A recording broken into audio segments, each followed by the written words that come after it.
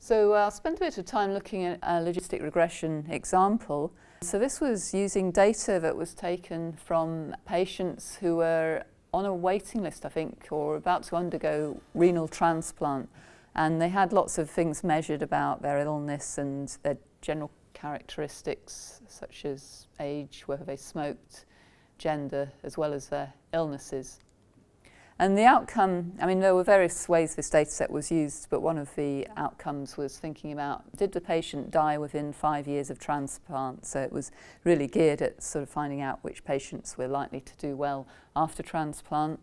So that will just make it a simple outcome, and it's only patients that were followed up for 5 years, so it isn't survival data. They either were alive or dead after 5 years. So one of the things recorded was smoking, and you might think, well, does that affect how likely they are to survive after, within 5 years of having a transplant? We'll just look at the effect of smoking using logistic regression first. You'd usually take to have a value of 1 or 0 that they didn't smoke. And the model is very simple, so the outcome is death, and the independent variable is whether or not they were a smoker, and that also takes a value of 0 or 1, and death would take a value of 0 or 1. So that would be the model in sort of non-mathematical terms that we would consider. Next, I've got some output from SAS from doing the logistic regression analysis. And as usual in these models that we've been looking at, it's really the p-value that's of most interest to us. So it's a p-value for whether or not they smoked. That's less than 0.05, so we've got a significant p-value here. And it's testing just as in all the other hypothesis tests we've done, the null hypothesis that smoking has no effect, and we've been able to say that's got a very low probability. So smoking is affecting whether patients are going to live or not. Just looking at that output, is it meaningful to us? We know that smoking's got a significant effect, but how much more likely are patients to die if they smoke?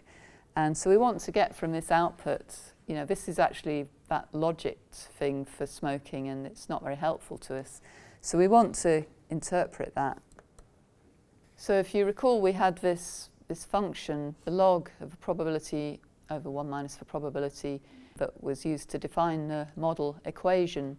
But we can get at these probabilities by taking the exponential. If you take an exponential of a log, and you get rid of a log, and you would take an exponential of this model equation.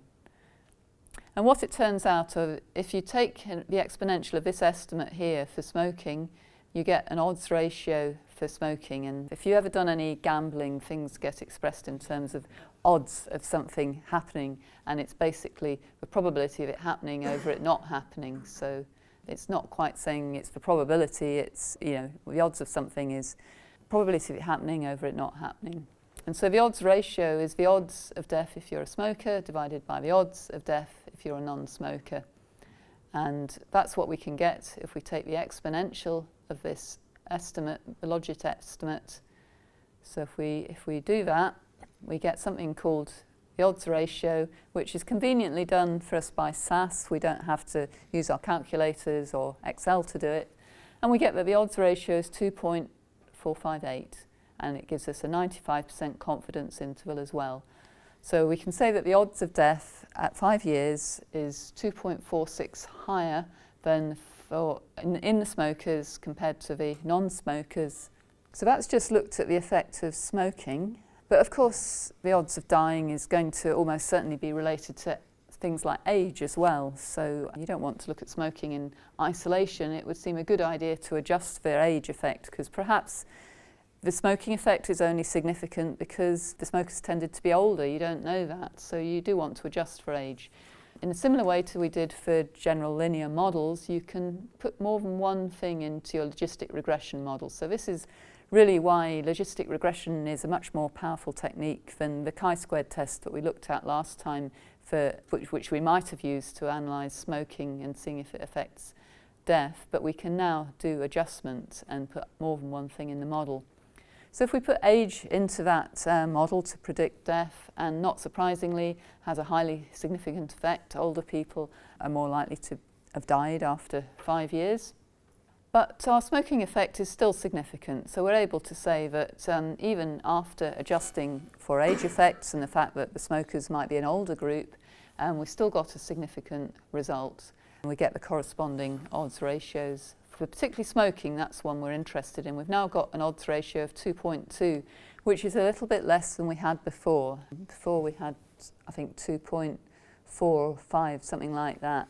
So the age, it is the case that smokers were a bit older, and we've made adjustment for that, but there still is a significant effect of smoking. Also, a significant effect of age. We'll be less interested in that. This is 1.06, and what it means is for each, because age is in terms of years, it means for each year of life, then the odds of death is increased by 1.06. It's 1.06 higher for each increasing age that people are living to.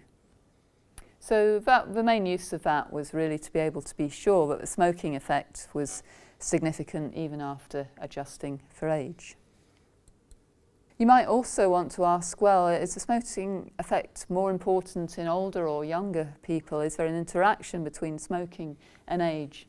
And you can fit that as an interaction in the model. It doesn't matter that age is a continuous variable. Smoking, whether or not they're a smoker, is a binary variable. It's yes or no.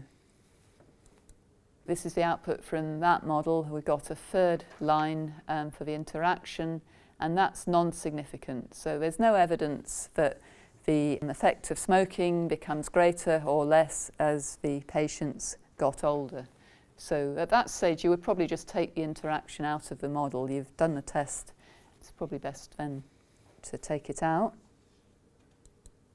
And another thing to note is if you do put an interaction in, you can't sort of interpret these effects directly. You're just really focusing on the interaction, because you see that smoking becomes non-significant, but it isn't really. It's because most of the effect is included in that interaction. So to assess smoking, you must then take out the interaction or look at the smoking effect separately for different age groups.